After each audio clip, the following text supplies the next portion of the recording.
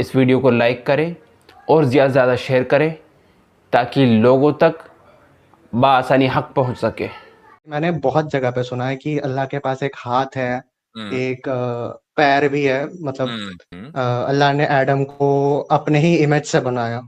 अब अगर एडम इंसान है तो अल्लाह भी तो इंसान जैसा ही दिखना चाहिए ना। इंसान की जो बॉडी होती है ये भी उसके एट्रीब्यूट्स में से है, कहा ना मैंने अभी। शक्ल भी काउंट होती है इसमें, जो शक्ल, भी हाथ, कुछ है, पैर। जिस तरह भी आप किसी जात को, किसी एंटिटी को पहचान पाए, वो उसकी एट्रीब्यूट है। फिर तो ये मतलब आप तो हदीसों के या फिर कुरान के खिलाफ शायद बात कर रहे हैं। इसने कह दिया, साबित करे। ऋषि है कि ऋषि है? रिची हो, रिची हो। हेलो हेलो, हाँ जी, एम आई ऑडिबल? बिल्कुल क्या बात है। बिल्कुल, क्या आपके बात पहनावे से तो आप मुसलमान लग रहे हैं, एम आई राइट? है। ये सही रहा भाई। इतनी देर से, यानी हाँ, मैं रैंडम, अभी भी हम पहनावे ही से मुसलमान लगे, बात से नहीं लगे। आई मीन मैं तो रैंडमली यूट्यूब स्क्रॉल करते करते आ गया। सोचा अच्छा क्यूएनए है, थोड़ा जुड़ के सवाल जवाब कर लेते हैं, अच्छा होता अच्छा है। अच्छा, यानी यानी आप हमें सिर्फ पहनावे से पहचान पा रहे हैं, हमारी बातों से, गुफ्तगू से नहीं नहीं पहचान ठीक पा है, रहे। अच्छा खासा नॉलेज है। आप मुफ्ती के हम्म, नाम है, मुफ्ती हाँ, यासिर वाजिदी। हम्म, ठीक। तो वो पूछे, मुफ्ती क्या साहब। सवाल है? या हिंदू हैं आप? या जी ठीक है। मैंने वैसे आपके पहनावे से नहीं पहचाना, गुफ्तगू से पहचाना। अच्छा, हम्म, क्यों? गुफ्तगू ये से तो खुद पहचान आप लिया, बता दो। अच्छा गुफ्तगू से अच्छा। पहचान लिया आपने।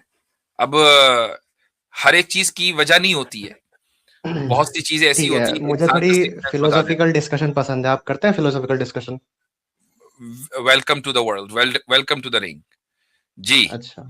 तो आप बाय यानी प्रैक्टिसिंग हिंदू हैं या हिंदुइज्म छोड़ चुके हैं? मैं हिंदू ही हूँ, बट लेकिन शक क्यों हार्डकोर हुआ? प्रैक्टिसिंग वाला नहीं हूँ। तो ऐसे इतना शक डेली क्यों किया मंदिर आपने? वंदिर ऐसा जाना, लगता हाँ। है कि कुछ हिंदुइज्म में आपको कुछ मसला है, कुछ टेंशन सी लग रही है, कुछ कंफ्यूजन सा है हिंदुइज्म में, फिलोसॉफिकली आप उसको हम्म, इनकंसिस्टेंट पाते हैं। जब हिंदुइज्म में मतलब कोई दिक्कत आएगी तब मैं हिंदू स्कॉलर्स के पास जाऊंगा। अब मैं आपके पास आया हूँ तो नहीं, मैं अगर आप इस्लाम के बारे किसी में जानना पक्के ज्यादा पसंद मुसलमान से करूंगा। मालूम करेंगे कि क्या मुसलमान हो, कहेगा अल्हम्दुलिल्लाह मैं मुसलमान हूँ। ये जो इतने 2 सेकंड का आपने पॉज लिया ना, इससे मुझे ऐसा लगता है कि कुछ हिंदुइज्म में आपको फिलोसॉफिकल क्या, इनकंसिस्टेंट मैंने लगा। भी तो, आपने जब पूछा कि आप हिंदू है, मैंने तो तुरंत बोल दिया हाँ मैं हिंदू हूँ। अब मैं तो हिचकिचाया नहीं।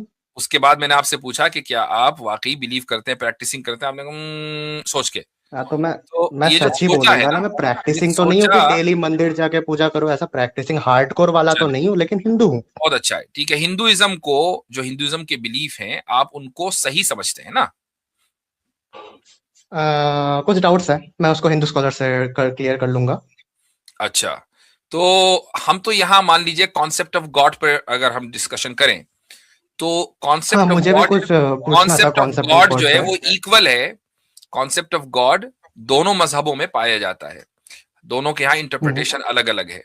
आपके जो हिंदू स्कॉलर्स हैं वो आपको स्क्रिप्चर बेस्ड जवाब देंगे, जब तो आप हिंदू स्कॉलर्स के हम्म। पास जाएंगे। इसका मतलब ये है कि आप उस स्क्रिप्चर की जो अथॉरिटी है उसको सही मानते हैं, तभी आप उन हिंदू स्कॉलर से जवाब सुनना पसंद करेंगे।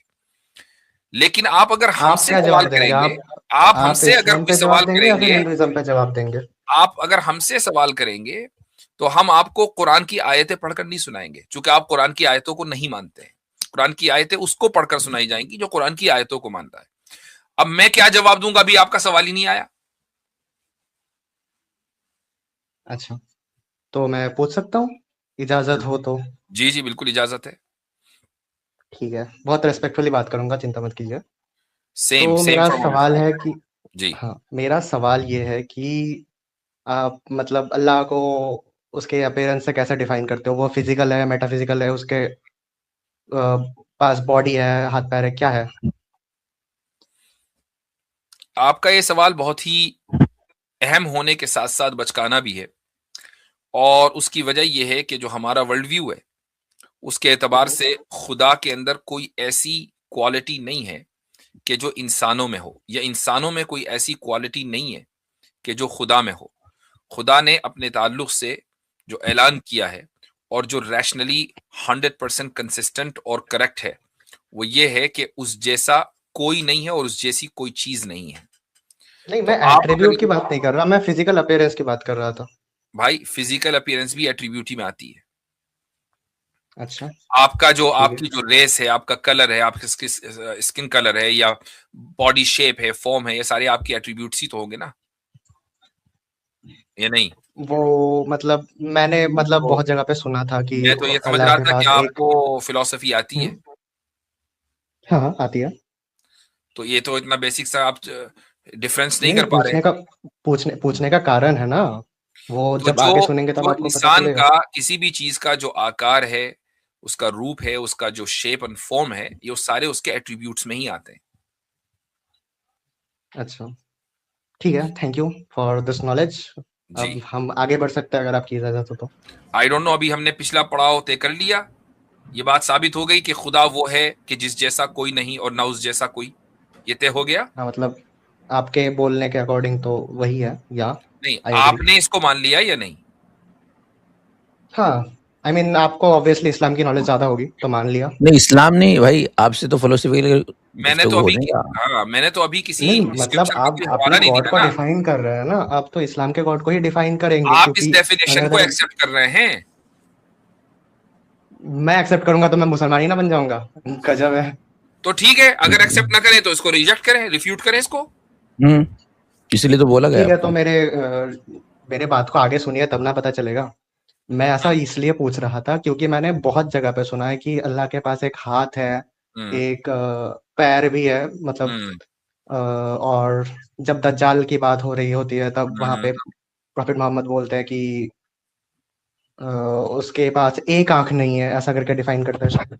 हम्म या अब अगर वो फिजिकल अफेयरेंस में नहीं है, तो हम्म। ये सब बॉडी पार्ट्स कहाँ से आ रहे हैं? मैंने अभी आपसे ये कहा कि इंसान की जो बॉडी होती है, ये भी उसके एट्रीब्यूट्स में से है। कहा ना मैंने अभी? शक्ल भी काउंट होती है इसमें? जो शक्ल, भी हाथ, कुछ है, पैर। इस तरह भी आप किसी जात को, किसी एंटिटी को पहचान पाए, वो उसकी एट्रीब्यूट है। फिर तो ये मतलब आप तो हदीसों के या फिर कुरान के खिलाफ शायद बात कर रहे हैं, इसने कह दिया, साबित करे, क्योंकि साबित करे। ठीक है, मतलब हम्म। मिशकात की एक हदीस होती है, क्या वहां पे कहने, लिखा होता है मिशकात, कि क्या पूरी तैयारी के साथ आए, हाँ, मिशकात की, हाँ।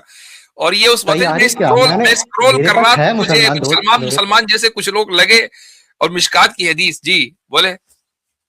हाँ, तो मेरे पास मुसलमान दोस्त है, मैं उनसे पूछताछ करूंगा हाँ ना। हाँ हाँ, ठीक है ठीक है ठीक है, जी। ठीक है, उस हदीस के अकॉर्डिंग जो है, हम्म अल्लाह ने एडम को अपने ही इमेज से बनाया। हम्म। अब अगर एडम इंसान है तो अल्लाह भी तो इंसान जैसा ही दिखना चाहिए ना। ठीक।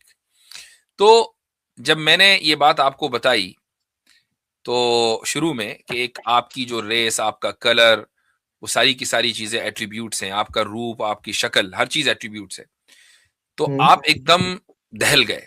वो दहलना मुझे महसूस हुआ, चूंकि आपके आगे की जितनी इमारत थी ना, वो सारी वहीं ढह गई थी, पहले ही ढह गई थी। इसको तो रेस्पेक्ट हमने देना बोलता है मेरे अकॉर्डिंग। हमने पहले ही ये क्लियर कर दिया था कि खुदा के लिए ये सारे अल्फाज जो कुरान और हदीस में आए हैं, जिनको हम अपनी जबान में लिम्स बोलते हैं अंग्रेजी में, वो सब के सब क्या हैं? वो सारे के सारे एट्रीब्यूट्स हैं। ठीक है। अब मैं आपको कुरान की एक आयत का हवाला देता हूं, चूंकि आपने एतराज अल्लाह की जात और उसकी सिफात पे किया है। अल्लाह ताला ने ये एक उसूल बिल्कुल 100% कंसिस्टेंट उसूल दे दिया है। वो ये फरमाता है कि लईसा कमिस्लिही शै, उस जैसी कोई चीज नहीं है।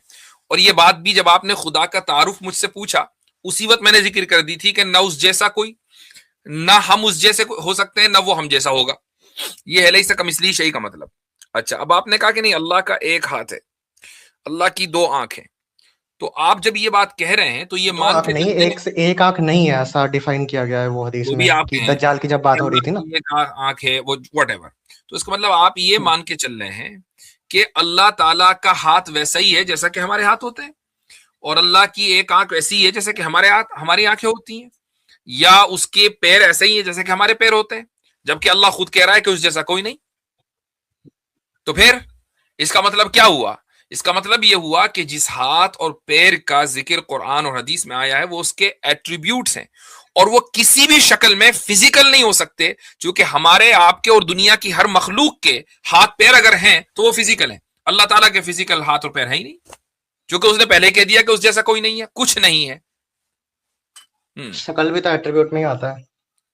बता दिया ना मैंने आपको कि कोई भी शक्ल, फॉर्म, कुछ भी हो, वो फिजिकल नहीं है। अच्छा, अब वो जो हदीस मिशकात के जिसका आप हवाला दे रहे हैं, उसमें अल्लाह ताला ये फरमाता है, नहीं हदीस है, वो नबी करीम सल्लल्लाहु अलैहि वसल्लम ये फरमाते हैं कि अल्लाह ताला ने आदम अलैहिस्सलातु वस्सलाम को अपनी सूरत पर पैदा किया। ये याद रखें कि सूरत भी यहां फिजिकल नहीं है, नॉन फिजिकल है, और नॉन फिजिकल सूरत को ही हम सीरत बोलते हैं।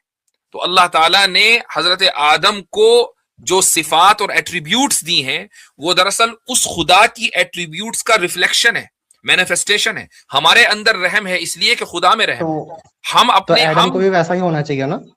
बता दिया ना मैंने कि रिफ्लेक्शन है। रिफ्लेक्शन ऐसा, मिसाल के तौर पर अगर सूरज का रिफ्लेक्शन कहीं होगा तो सूरज नहीं होगा, उसकी जो हीट है सूरज में, उस रिफ्लेक्शन में कितनी ही डिग्री कम होगी। हमारे अंदर जो रहम है वो खुदा के अंदर खुदा की जो रहम वाली सिफत है उससे कहीं कम है, जो कि रिफ्लेक्शन है। जो एग्जाम्पल है वो तो बिल्कुल फिट नहीं बैठ रहा ना, एकदम 100% फिट बैठ गया, 100% फिट बैठ गया। चूंकि जब हमने ये मान लिया कि सूरत फिजिकल नहीं है, जो कि खुदा में कुछ भी फिजिकल नहीं है, खुदा ने खुद ही कह दिया कि फिजिकल नहीं है, तो अब सूरत क्या है? सीरत है। जब सूरत सीरत है और सीरत नॉन फिजिकल होती है, तो खुदा ने अपनी सीरत यानी कुछ एट्रीब्यूट्स के मुताबिक हजरत आदम को बनाया है। हमारे अंदर जो अच्छी सिफात है वो इसलिए कि खुदा के अंदर अच्छी सिफात है, ये मतलब है उसका। सीरत समझे आप भाई? सीरत का मतलब समझे आप? ये जब मिशकात की हदीस लेकर आए तो सीरत क्यों नहीं समझेंगे? नहीं याद रहे, एक मिनट, सीरत समझे भाई आप? वहां पे फेस की ही तो बात हो रही है ना, कि उनके इमेज को। सीरत का मतलब समझे आप, जो मुफ्ती साहब सीरत कह रहे हैं? हाँ, उनके एट्रीब्यूट्स। भाई ऋषि मियाँ, एक बात बता रहा हूं मैं आपको, जब आप स्ट्रीम में आए ना, जहां से आपने शुरुआत की, जो जुमले मैंने कहे थे, वहीं से आपके आगे आने वाले सवालों का जवाब हो गया। जब बंदा स्ट्रीम में कदम रखता है ना, तो उसकी सांस से हमें पता चल जाता है कि वो सवाल क्या करेगा। तो जवाब हम पहले ही रेडी रखते हैं, और इसीलिए बहुत से लोगों के जो जवाबात हैं उनको लगता है कि आउट ऑफ द सिलेबस आए, कि यार इनको तो पहले से पता था। हम तो सांस से पता लगा लेते हैं। अरे लेकिन आपने जब बोला कि अल्लाह के एट्रीब्यूट्स मेटाफिजिकल या फिर नॉन फिजिकल सवाल का जवाब हो चुका, जो भी हो चुका, जो भी सवाल का जवाब है वो दलील के साथ दिया है मैंने, कुरान का रेफरेंस दिया है, हदीस के माना बयान कर दिए। अब अगला बंदा माने ही ना उसको, तो इसको हटदर्मी और स्टबर्ननेस कहेंगे। क्यों? ये उस वक्त होता है जब बंदे का सिलेबस पहले से आउट हो जाए, यार ये क्या, मैं तो पूरी तैयारी कर मिशकात ये वो करके आया था, दोस्तों से सवाल, यहाँ तो कुछ और ही बात निकली। उस वक्त जब ये अटैक आता है ना, ये उस वक्त कैफियत होती है। ठीक है, आपकी बात मान लेंगे अगर आप दिखा दे कि उस हदीस में उस चीज को लिटरली नहीं लेना है। मैंने तो पहले ही बता दिया, कुरान की आयत दे दी मैंने आपको, कुरान की आयत बता दी मैंने कि कुरान की आयत ऐसे बोलती है कि एक बात बताएं, क्या किसी भी शेर में, मसलन मैं हवाला दे रहा हूं लिंग्विस्टिक का, कि किसी भी लैंग्वेज का अगर कोई मास्टरपीस है, लिंग्विस्टिक मास्टरपीस है, और उसमें मान लीजिए कोई बात मेटाफोरिकली लिखी हुई है, तो क्या उसके ऑथर को ये कहना जरूरी है कि हेलो भाई मैं मेटाफोरिकल बात कर रहा हूं, अभी ये जो अगले 2 जुमले ना मेटाफोरिकल आ रहे हैं, उसके बाद फिर वो जब जुमले मुकम्मल हो जाएंगे, भाई ये जो 2 जुमले गए थे ना मेटाफोरिकल थे, अगर इस तरह होने लगा तो फिर वो मास्टरपीस कहाँ रहा? चले भाई कुछ अच्छा, ये जो मेटाफोर है, मैं एक अपने ये मेटाफोर नॉन फिजिकल है, ये कैसे समझे आप बताइए? ये कसर भाई, ऋषि भाई देखिए, 2 रूट है ना हमारे पास। एक तो ये रिलीजन का है, एक फिलॉसफी का है। आपने फिलॉसफी से शुरू किया, आप रिलीजन पे आए, चले ठीक है, एंटरटेन हो गए। अब रिलीजियसली तो आपको बता दिया गया कि हमारे पास जो सबसे बड़ा सोर्स है कुरान है, उसके मुताबिक तो हो गया कि कोई चीज़ भी अल्लाह जैसी नहीं है। कोई भी हम एग्जांपल दें, कुछ भी दें, जैसा भी है, वो एक अल्लाह की अपनी शान के मुताबिक है भाई, वो एक जो हमारी कंसेप्शन में वो नहीं है। इसको काउंटर करने के लिए अब आप अगर इस्लामिक, जैसे मिशकात का हवाला दिया या और हवाले हैं, तो फिर आपने इस्लामिक आपने दलील देनी है कि ऐसा क्यों नहीं है। और अगर आप इस्लामिक को छोड़ के फिलॉसफी पे जाना चाहते हैं, तो भी आपने बताना है कि हम क्यों गलत कह रहे हैं। क्योंकि नहीं ये तो क्या जो फिलोसफी है वो इस्लाम से मैच नहीं होता क्या? इस्लाम के बाहर से आती है फिलोसफी। ये नतीजे कैसे आपने निकाला? नहीं, आपने बोला ना कि आप फिलोसफी को और इस्लाम को अलग अलग नजर से देखते हैं। कब कहा मैंने? अरे कुछ देर पहले ही तो आपने बोला। नहीं, आपको क्या समझ लगी मैंने क्या कहा था? आपने बोला कि हम फिलोसफी पे बात करने आए थे, ठीक है, उसके बाद बात हम मिशकात पे लेके गए, यानी इस्लाम पे लेके गए। तो आप इनडायरेक्टली यही बोलना चाहते हैं कि आप इस्लाम को और फिलोसफी को अलग-अलग नजरिए से देखते हैं? मैं आपकी बात कर रहा हूँ कि आपने कहा मैं फिलोसफी पे बात करूंगा, फिर आप मिशकात पे लेके आ गए, आपकी गुफ्तगू एंटरटेन हो गई। तो फिलोसफी पे ही तो बात चल रही है ना। अब वो अगर अब आप सुन लीजिए हजरत, अगर आपने अपने रिलीजियस आपने अगर हवाला रखना है तो आपने बताना है कि जो कुरान से मुफ्ती साहब ने हवाले दिए हैं कि उसका काउंटर आप इस्लाम के अंदर से लेके आए, वो नहीं है तो आपके पास दूसरा रास्ता फिलोसफी का है, आप फिलोसफी से लेके आ जाए कि खुदा की कोई मटीरियल फॉर्म हो सकती है। लेकिन अब आपने करना है, हमने तो आपको बता दिया, मुफ्ती साहब ने क्लियर कर दिया कि इस्लाम उस पर क्या कहता है। करता हूँ। मैंने सबसे पहले मिशकात की हदीस दी, उसके बाद मुफ्ती साहब ने मिशकात की हदीस को खंडित करते हुए अपने कुरान का हवाला दिया। गलत खंडित ने भाई अपने अल्फाज हमारे मुंह में मत डालें, उल्टी सीधी बात ना करें। मिशकात की हदीस का जो सही माना है वो बयान किया है, उसको गलत नहीं कहा है।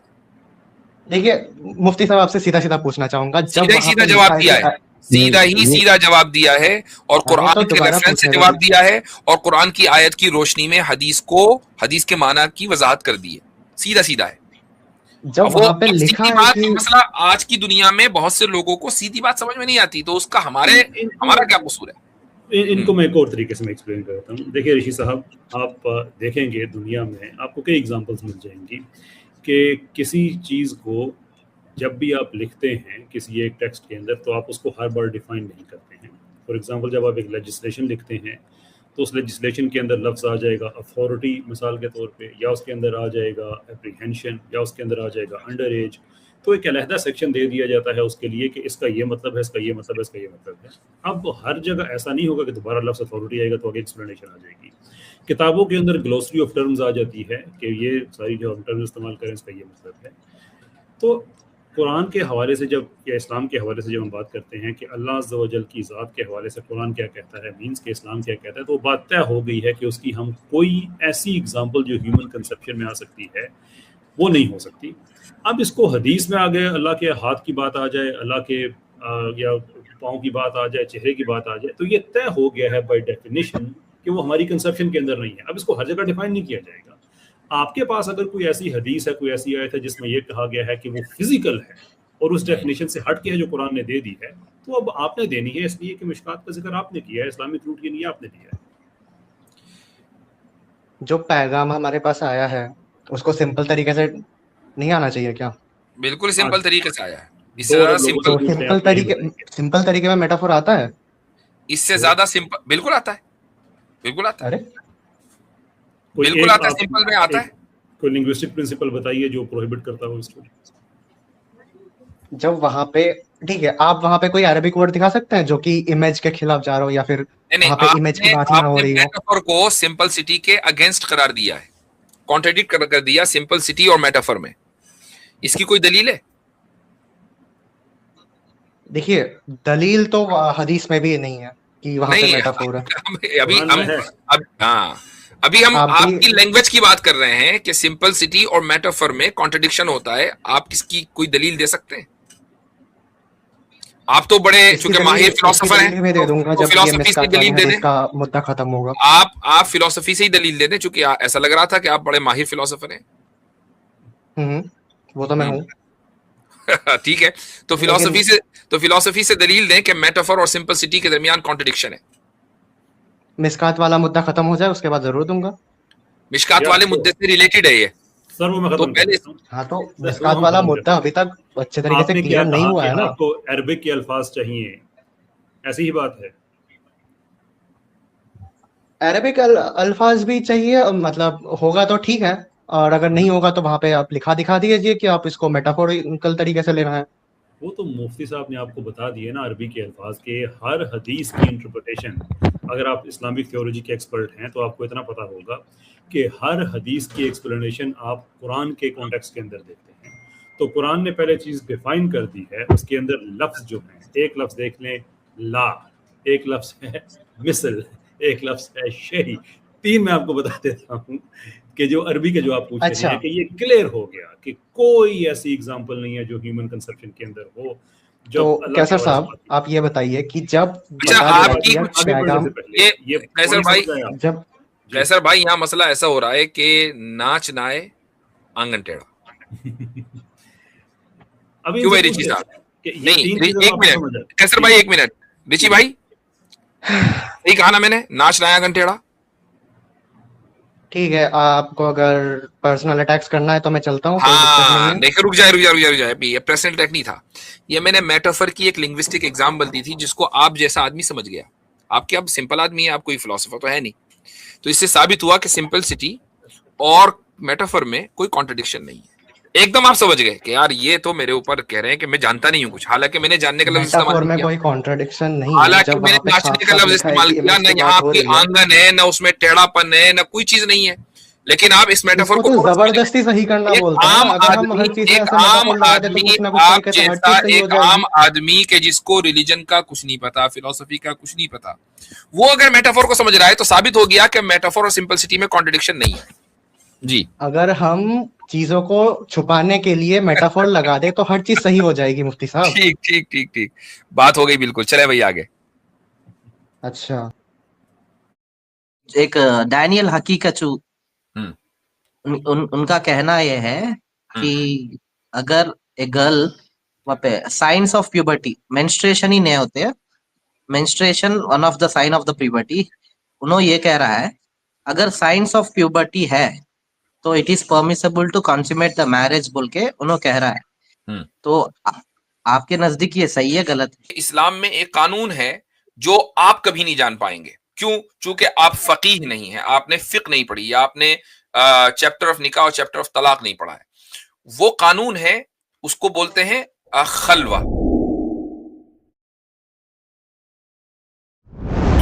आपसे हमारे साथ हैं जोसेफ डैनियल जी। जोसेफ साहब, हेलो सर। हाँ जी जोसेफ साहब, क्रिश्चियन है? Yes sir, yes sir. एक क्वेश्चन है सर आपसे। मैं आपके वीडियोस देखते रहता हूँ, आपके जो बोलने का जो लॉजिक है सब पसंद रहता। मगर मेरे को एक क्वेश्चन है, उसकी जवाब दे सकते हैं आप? इसके ऊपर, और आप इससे पहले भी वीडियो बना चुके हैं। मैं मगर ऐसे बहुत सारे मुस्लिम अपोलोजेटिक्स है जो ये कहते हैं अकॉर्डिंग, जैसे कुरान की एक आयत है सर, वो Quran chapter 65 verse 4, Quran chapter 65 verse 4, वो डिवोर्स के बारे में सर। ओह अच्छा। तो 65 ना सूरह तलाक। हाँ तो इसमें 65 वर्स 4 में, हाँ वल्लाही ये इसना मिनल महीदी। हाँ तो वीडियो बना तो दी हमने, हाँ बना दिए, मगर एक डैनियल हकीकचू, उनका कहना यह है कि अगर ए गर्ल वहाँ पे साइंस ऑफ प्यूबर्टी, मेंस्ट्रुएशन ही नहीं होते, menstruation one of the sign of the puberty, उन्होंने ये कह रहा है अगर साइंस ऑफ प्यूबर्टी है तो it is permissible to consummate the marriage बोल के उन्होंने कह रहा है। तो आपके नजदीक ये सही है गलत है? ये सब्जेक्ट टू इंटरप्रिटेशन है, यानी मेरे एतबार से मैरिज सही है, कंसुमेशन ऑफ मैरिज सही नहीं है जब तक कि प्यूबर्टी क्लियर ना हो जाए। और प्यूबर्टी, उनका कहना यह, हाँ उनका कहना यह है कि इज नॉट अ जूरिस्ट, मैं जूरिस्ट हूं, जूरिस्प्रूडेंस को मैंने पढ़ा है, उसने नहीं पढ़ा है, ठीक है, तो लेट हिम से दैट। अब हाँ वो एक बहुत अच्छा डिबेटर है, इसमें कोई शक नहीं है। तो अब अगर कोई बात फिक से रिलेटेड है तो आई थिंक जिस आदमी ने, जिसका मैदान फिक हो, और फिक का मतलब इस्लामिक जूरिस्प्रूडेंस, तो उसी की बात का एतबार होना चाहिए। मगर आपको ये आपके नजदीक ये सही नहीं है? एक चीज मैं बता दूं आपको कि प्यूबर्टी सिर्फ जो मंथली साइकिल है उससे ही डिटरमिन नहीं होती है।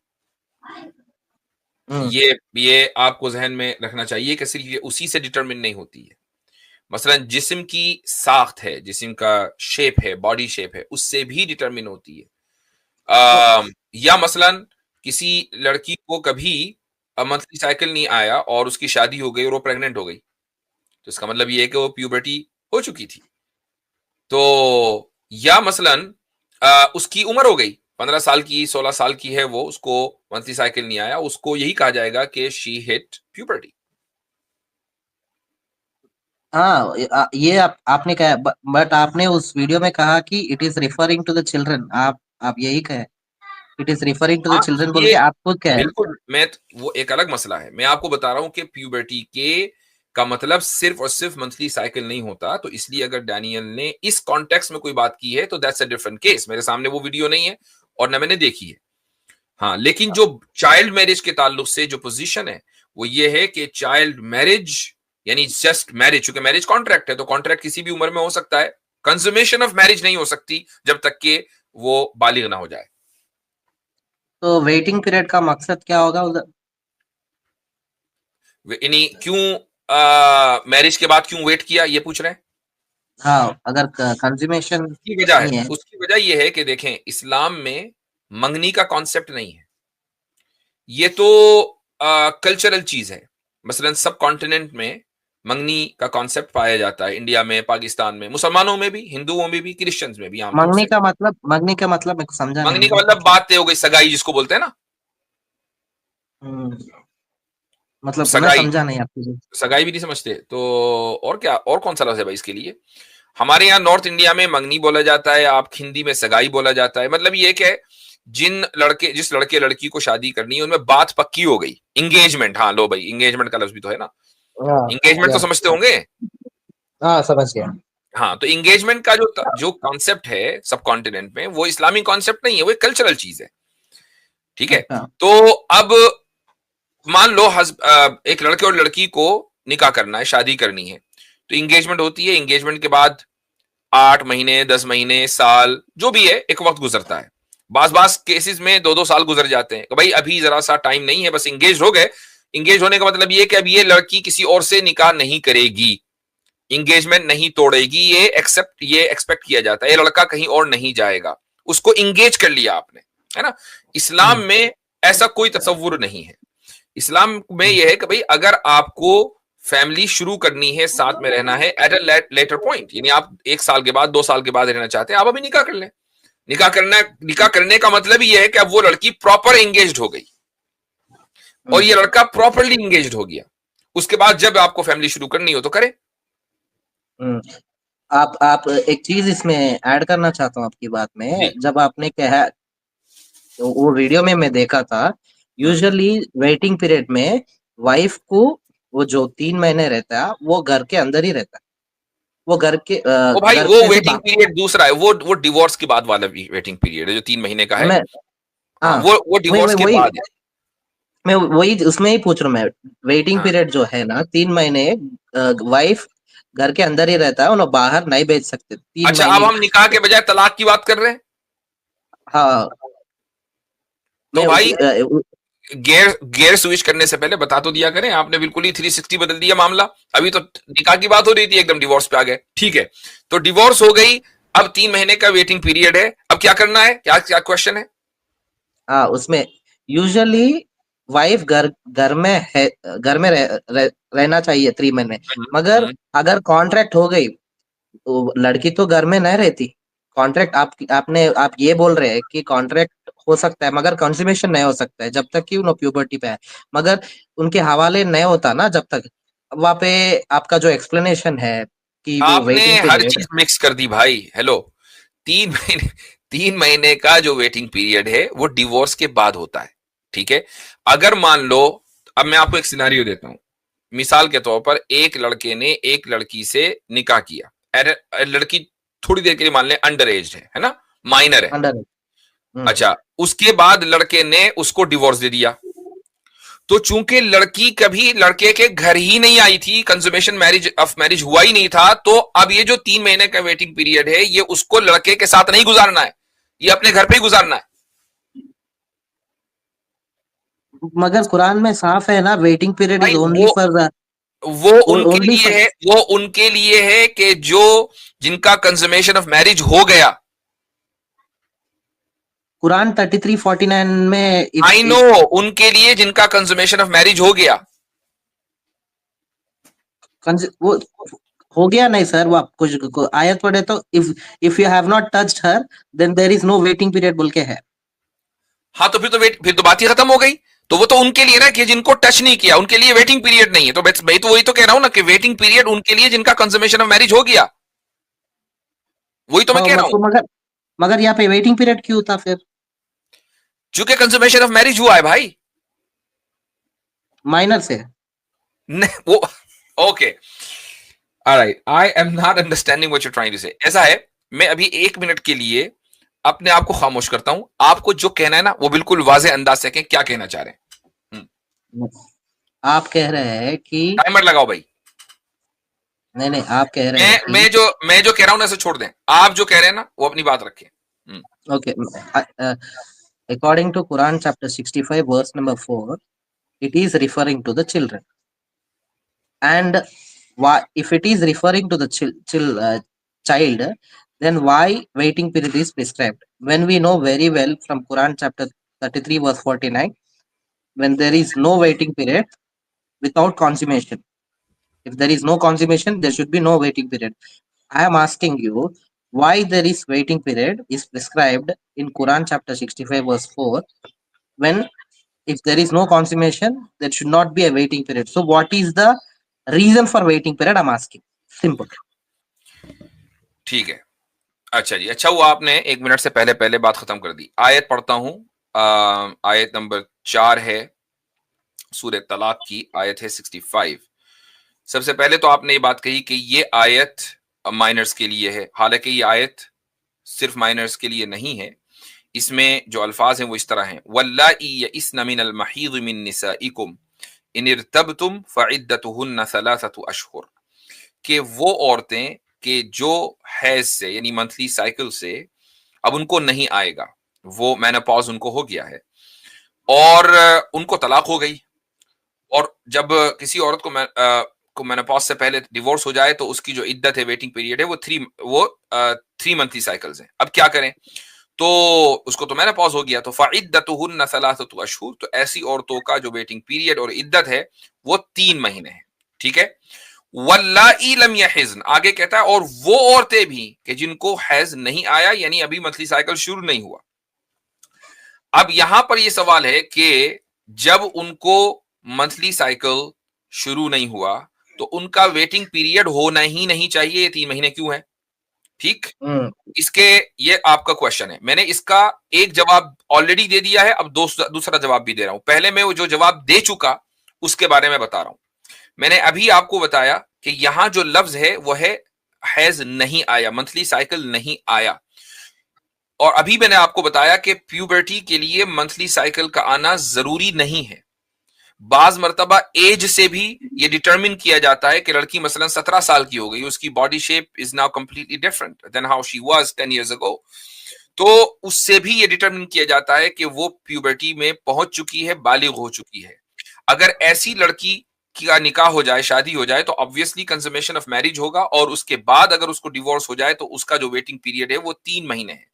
कुरान ये नहीं कह रहा है वल्लाई लम यहिज़्न के वल्लाई लम यबलुग़न, यानी वो औरतें जो अभी बालिग नहीं हुई हैं, वो बच्चियां जो अभी बालिग नहीं हुई हैं, ये नहीं कह रहा है।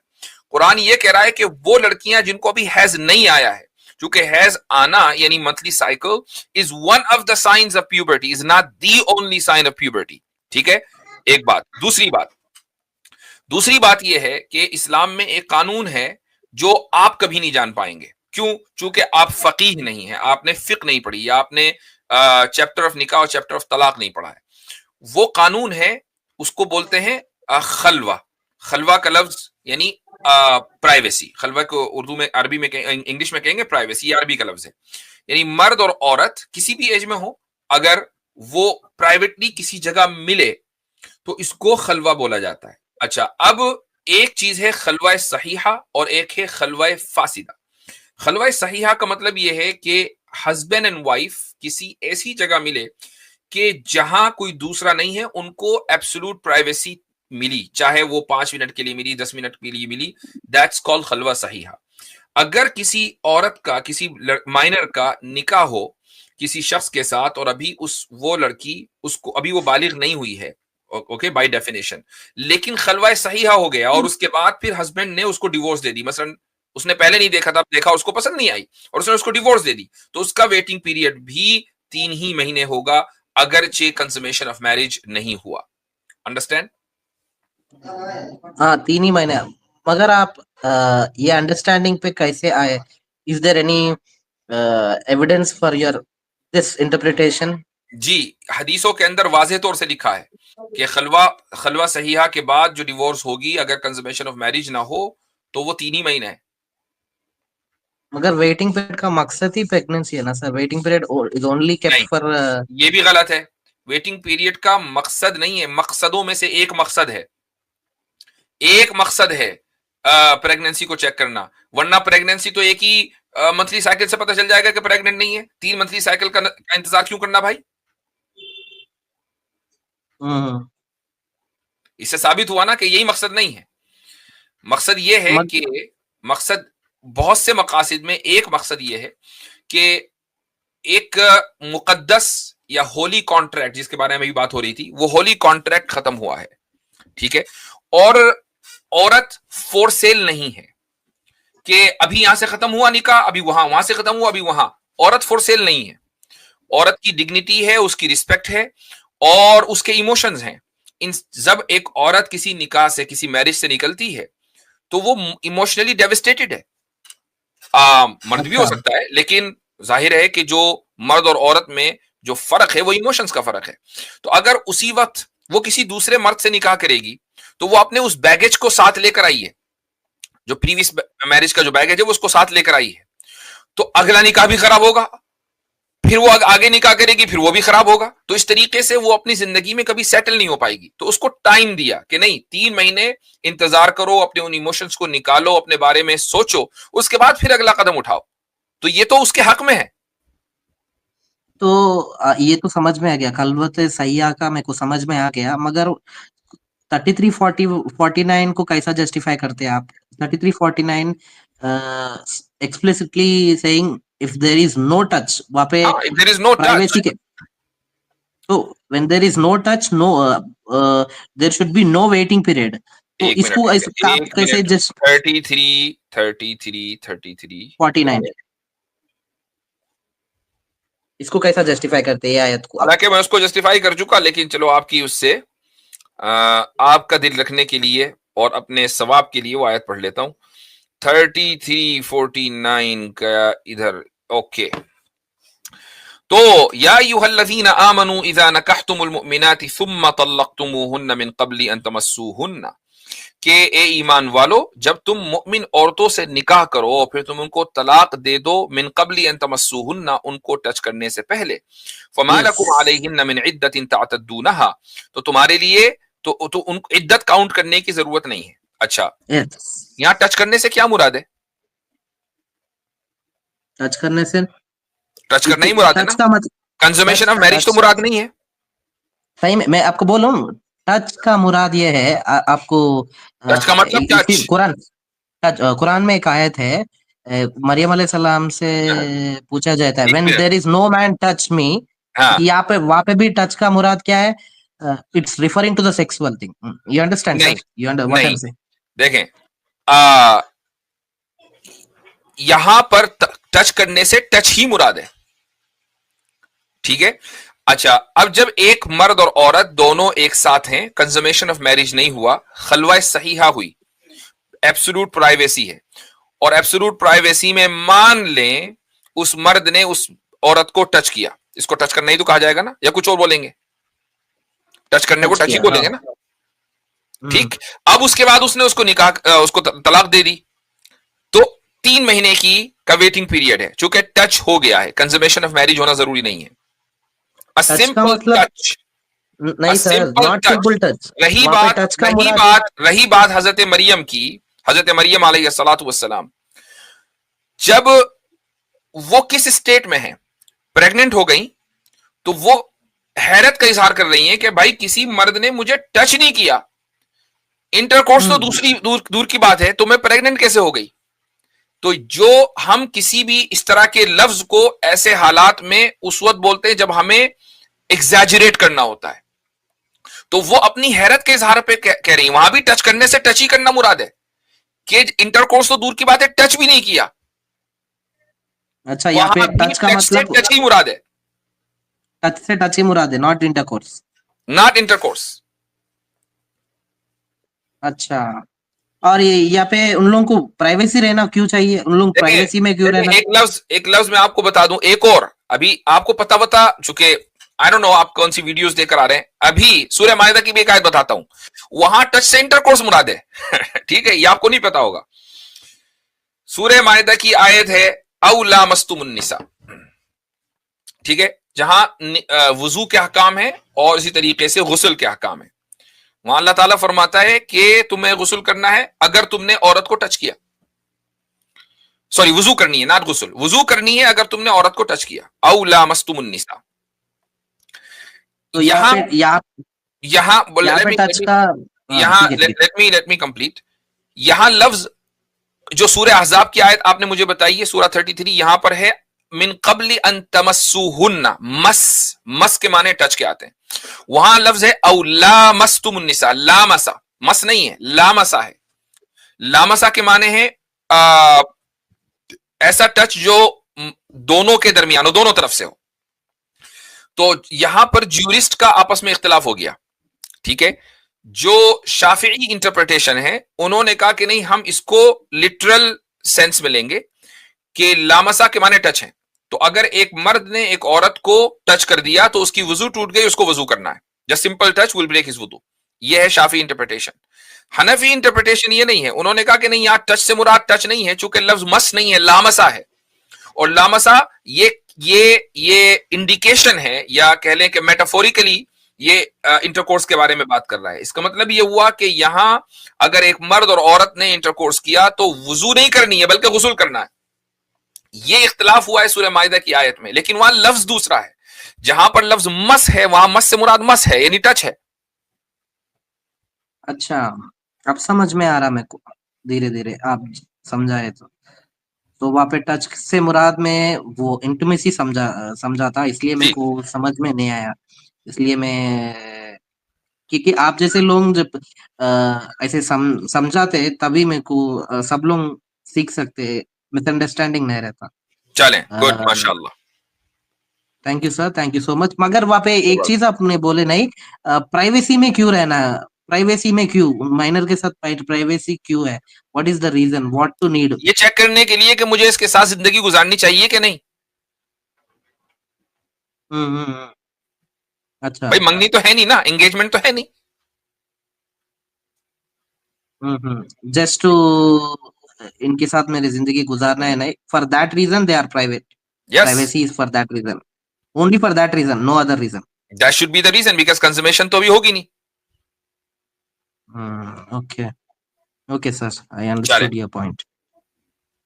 तो इस वीडियो को लाइक करें और ज़्यादा से ज़्यादा शेयर करें ताकि लोगों तक हक पहुंच सके।